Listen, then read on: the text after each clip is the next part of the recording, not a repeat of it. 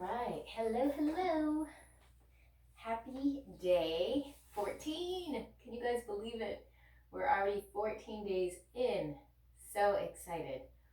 And what I wanted to do today, wow, what I wanted to do today was go over some really simple things.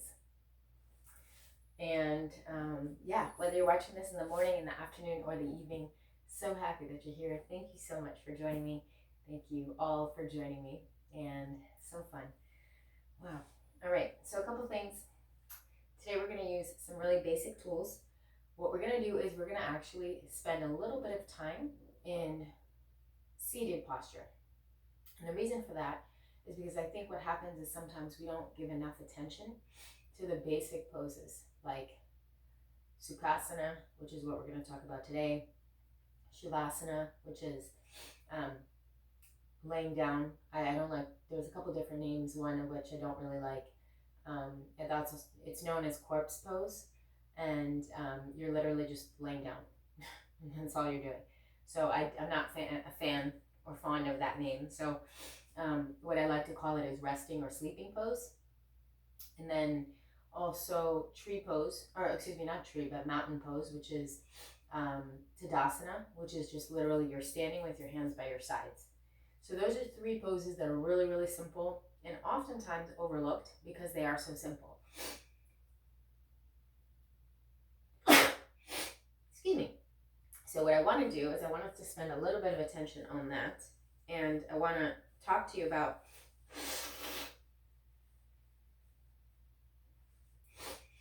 the benefits of those poses as well as the ways to make them even more beneficial. And so we'll spend a little bit of time on those three poses today. And again, they're really, really basic, they're really simple, but they're very powerful.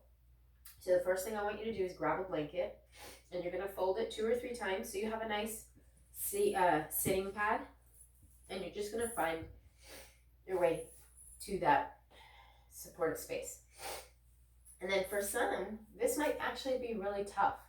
So what I want you to know is that the reason that we are practicing Sukhasana, which is known as easy pose, is because although it looks easy, it's really not for some. And the reason is because you might have tight joints or muscles, and for some people this is really hard. So what I want to emphasize is that it doesn't have to be perfect. One of the great things about yoga and about the teachings that I offer is that everything can be modified. And it's really, really important to honor your body, to honor your spirit, and to honor what works for you. So regardless of what teacher you're working with, please know that this is your practice and this is your obligation to protect and honor yourself. So if something doesn't feel right, please don't do it. There is a difference between reaching your edge and pushing towards your edge and hurting yourself. So although I will always challenge you, I will always honor you as well for trusting your heart, trusting what's true for you. And if something isn't right, just speak into that. And there are ways to modify, there are ways to strengthen, right? So you might not be able to do this today, but a month from now you will. So just know that that's available for you. So for Sukhasana, which is actually this pose here, it's really important to know that you want to keep your hips below or above your knees. And what I mean by that is you don't want your knees up here for very long. I mean, yeah, sometimes we do this, right? And if you're limber and flexible, that's great, but you don't want to do that for very long, because what happens is then you're putting extra stress on your hips and on your joints and on your body. And so the whole point and purpose of yoga is to provide ease and to provide space for the body to flow and energy to move. So it's really nice to have blocks, because then you're actually elevating the knees and giving them a little bit of lift, but without putting too much pressure. So some people ask me, well, Regina, can I put my blocks like this versus flat? Can I lift them up? And you surely can. Of course, there's different variations. However, I wouldn't go too high, because you want to make sure that the lines are even and connected. So if you notice, there's lines here, there's lines here, there's even lines. There's a lot of lines in yoga. And so you just want to make sure that you're being mindful to keep your knees in alignment or below your hips. That's important if you're in a pose for a long time like this. Okay, so we're going to go ahead, we're going to rest here, we're going to open our palms. You can bring your hands to Chin Mudra if you like. You can actually go ahead and bring your thumb and your index finger together, creating a circle, and then your other three fingers are just resting out. So this is Chin Mudra. This is what we use when we're often meditating, and the reason is because it signifies inner wisdom. It also signifies peace and also wholeness and oneness. So we love that because we want to create oneness for the world, and because we are internal peace, right? That's what this whole course is all about. And so this is our way of bringing that internal peace from the inside out to the world. So go ahead and draw your attention in, slightly bringing your chin towards your chest. Allowing a nice gold and white light to reach from the base of your spine all the way up through your back, up through your head, crown chakra. Let that white golden light reach out all the way around you, creating like a cocoon of protection and love. And let that white light expand out to your family, to your friends, even to your neighbors. Keep breathing. Nice deep breath. Inhale through your nose, filling the lungs, and release the oxygen out. Beautiful. Restoring, getting a nice deep breath in, cleansing the body, cleansing the breath. And exhale, eliminating all toxins, all stale energy. Breathing in new energy, new blood, new air. Exhale out the mouth. We inhale and we exhale what no longer serves us. Old beliefs, old air, old ways of being. And sometimes that translates into jobs, that translates into people, bad habits. So taking what we learn on the mat and applying that to our everyday life, and allowing our skills and our resources to be supported outside and off the mat in our life. Accessing eternal peace from the inside out. And as many of you know, I train, coach, and teach others how to access internal peace. Because whether it's work, family, or personal, we control our emotions. We can take responsibility for how we feel, how we think, and how we respond to life. There's a lot we can't control, but those three things we sure can.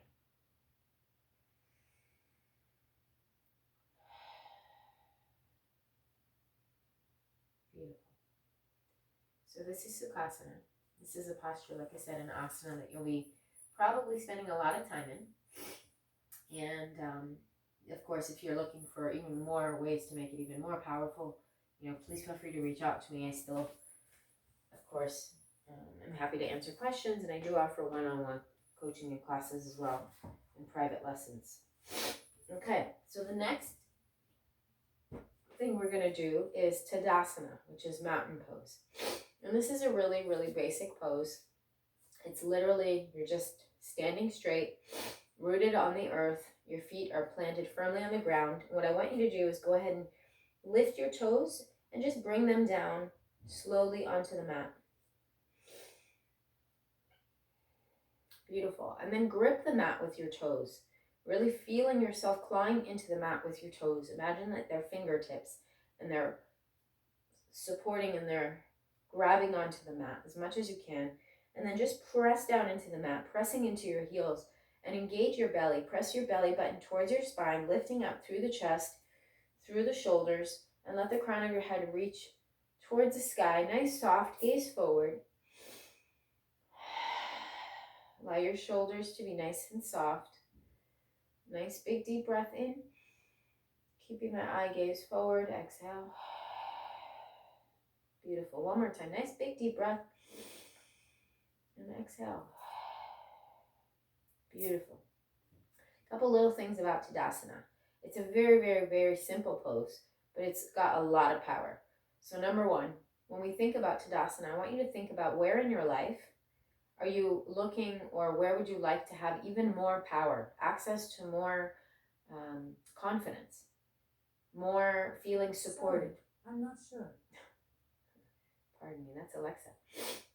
Feeling more more strength, more courage, right? Tadasana is a great pose for that, because Tadasana actually gives you an opportunity to feel rooted in your own skin. And what I love about it is that it's such a simple pose, but it offers so much power, because even just pressing your belly button towards your spine, engaging your abs, and then lifting up through the chest, through the shoulders, you're really like, I think of a peacock when I'm in Tadasana. And then just resting your hands by your sides. Imagine something as simple as you're standing in front of a room and you're not fidgeting with your hands, not sure what to do, right? How many times have you done that? So this is a powerful stance because there's nothing to do except just be. And when you can stand tall and proud with your hands at your side, you're not only exuding confidence, but you're also exuding clarity and focus, and you're paying attention to what's in front of you. And so this is a beautiful pose because it offers so much, both physically and figuratively. And then what I want you to just notice is that it's super simple. Your hips are right over your feet. Your shoulders are just planted softly on top of your body. And then your head, of course. Now your head, it is like a bowling ball. We don't think about it very often, but our heads are quite heavy and they hold on top of our bodies. So, using your head and just being mindful, doing nice circles with your head, and then the other way. Beautiful. And then looking side to side, up and down, side to side, and then back. Just honoring your neck, honoring your head. And so as we're in this, digital age, and many of us, we text, right, myself included, it's really important when you can, please lift your phones, lift your computers, lift your laptops, and do your best not to be constantly with your head down. There's actually more and more research of chiropractors seeing patients with neck issues, and that's why. So whatever we can do to help support and give reminders of tools that we can, support each other, that's really going to help us all. Okay, so again, Tadasana, such a powerful pose, offers so much, and it's so simple. So really just knowing the strength.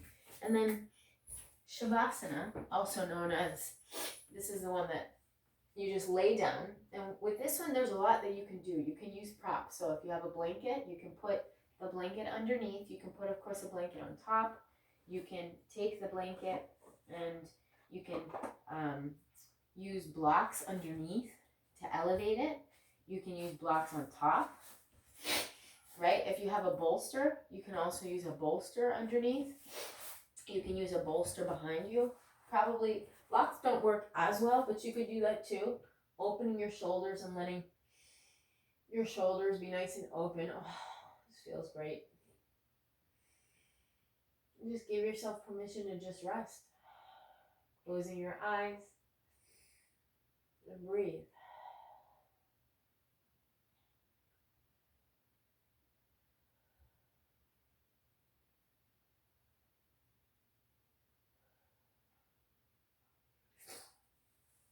Beautiful. And then when you're ready, you just come up. Allergies are no fun. Pardon me. So that is our practice for today, everyone. Thank you so much for joining me. Namaste. I wish you all a beautiful, amazing afternoon, morning, or evening, whatever time of day you're watching this. This was actually recorded. Today is April 22nd, which is Earth Day. So it doesn't have to be Earth Day for us to honor and acknowledge Mother Earth. So I want to say happy birthday to Mother Earth, and may we all remember to treat her with love and care, as well as each other and ourselves. Namaste. See you tomorrow.